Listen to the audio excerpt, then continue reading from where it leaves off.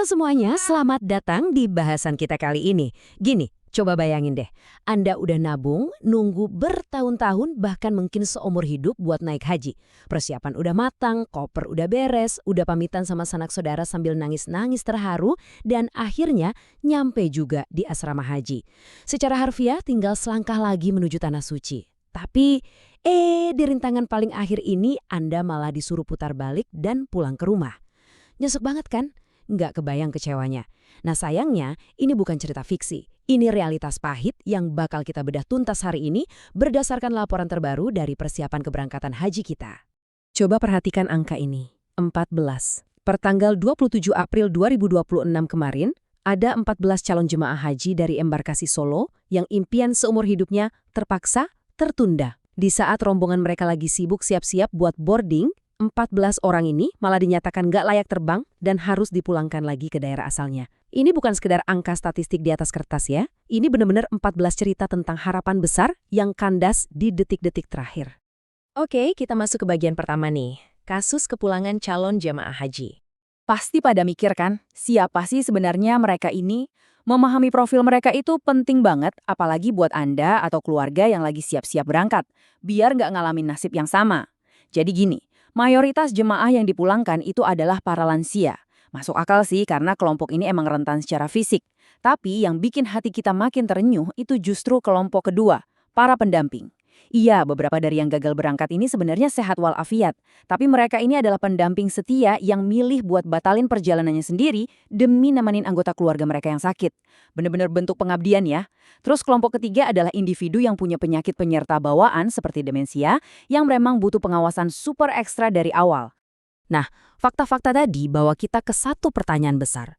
Kenapa sih para jamaah ini gagal berangkat justru di langkah yang benar-benar paling krusial? Apa murni karena faktor usia yang tiba-tiba ngedrop di asrama? Atau jangan-jangan ada pola lain di balik fenomena gagal terbang ini? Yuk kita telusuri di bagian kedua, mengapa mereka gagal berangkat? Ternyata jawabannya cukup bikin kaget. Fakta di lapangan nunjukin kalau akar masalahnya bukan sesuatu yang benar-benar nggak bisa dihindari, melainkan sebuah kondisi yang sebetulnya sangat bisa dicegah. Pihak panitia atau PPIH menemukan kalau penyebab utama yang bikin jemaah ini didiskualifikasi alias nggak layak terbang adalah kelelahan yang luar biasa. Betul, kelelahan akut. Ini yang memicu kesehatan mereka anjlok drastis tepat sebelum jadwal penerbangan. Coba bayangin, energi yang harusnya disimpan baik-baik buat perjalanan belasan jam ke Arab Saudi malah udah habis tak bersisa sebelum mereka naik pesawat. Nah, hal ini bawa kita ke poin ketiga yang mungkin sering kita lewatin. Budaya pesta perpisahan. Terus apa sih yang bikin mereka selelah itu sebelum berangkat?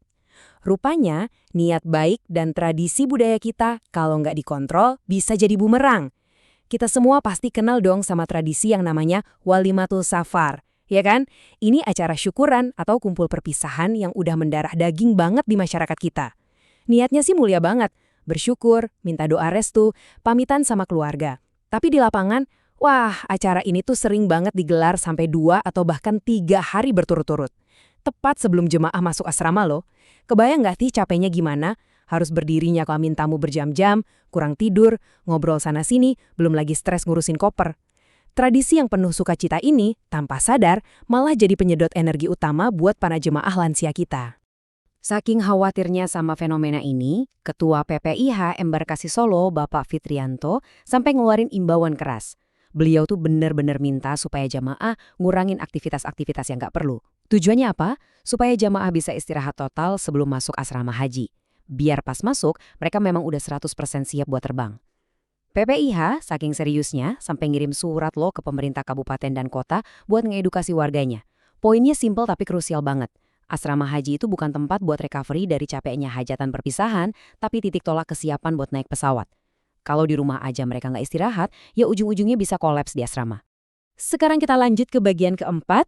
Ini soal hal teknis tapi dampaknya fatal. Strategi membawa obat rutin. Di luar masalah capek tadi, ada satu hal lagi nih yang sering banget salah kaprah soal urusan packing koper. Dan ini tuh beneran bisa nyelamatin nyawa. Kesalahan fatalnya gini, banyak jemaah yang masukin semua obat rutin mereka ke dalam koper besar yang masuk bagasi pesawat. Ini bahaya banget loh. Kenapa? Pas mereka nyampe asrama haji dalam keadaan capek berat dan butuh obat rutin itu buat ngestabilin kondisi, obatnya malah nggak bisa diambil. Ya kan koper besarnya udah diserahin ke pihak maskapai duluan. Makanya aturannya jelas banget. Bagi obat Anda, stok cadangan taruh di koper besar, tapi dosis harian dan obat darurat itu hukumnya wajib masuk ke koper kabin atau tas tenteng Anda, biar gampang diambil dan diminum kapanpun pas lagi masa istirahat di asrama atau di pesawat nanti. Masuk ke bagian kelima, gimana sih respon pemerintah? Nah, ada aturan baru di asrama haji. Mengatasi masalah ini tentu nggak bisa cuma ngandelin imbauan ke jamaah aja. Pemerintah lewat PPIH pun berani turun tangan merombak sistem buat ngelindungin jamaah. Makanya Pak Fitrianto juga tegasin, kita tidak berlama-lama lagi, sudah tidak ada upacara. Begitu selesai jamaah langsung masuk kamar untuk istirahat. Coba lihat kontrasnya. Di saat jamaah seringkali menguras sisa tenaga buat seremoni di kampung halaman, PPIH di Asrama Haji Donohudan malah berani ambil langkah drastis dengan memangkas habis semua acara penyambutan. Nggak ada lagi tuh pidato sambutan panjang-panjang. Nggak ada lagi upacara berjam-jam yang maksa jamaah duduk tegak nahan kantuk.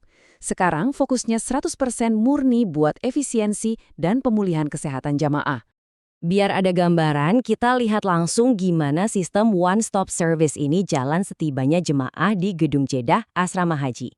Alih-alih dioper sana-sini atau nunggu berjam-jam, jemaah yang baru datang itu langsung diproses terpadu. Mulai dari pemeriksaan kesehatan tahap akhir, pembagian uang saku, dapat kartu nusuk, dipasangi gelang haji, dan ini yang paling penting, mereka langsung diarahin masuk ke kamar buat tidur. Udah gitu doang. Sistem yang rapi ini bener-bener dirancang buat musnahin waktu tunggu birokrasi yang bikin capek. Jadi satu-satunya tugas jemaah di asrama ya cuma tidur dan balikin tenaga sebelum terbang melintasi benua menuju Tanah Suci. Jadi, poin paling esensial yang bisa kita bawa pulang dari bahasan kita hari ini adalah ini. Persiapan fisik dan istirahat itu sama sakralnya dengan persiapan spiritual itu sendiri. Sekarang kita dihadapkan pada satu pertanyaan untuk direnungkan sama-sama. Akankah jamaah kita ke depannya mulai berani memprioritaskan istirahat mereka dibanding ikutin tekanan tradisi perpisahan yang nguras tenaga? Atau kita bakal terus-terusan ngelihat potret menyedihkan di mana impian seumur hidup harus pupus di gerbang keberangkatan gara-gara kecapean?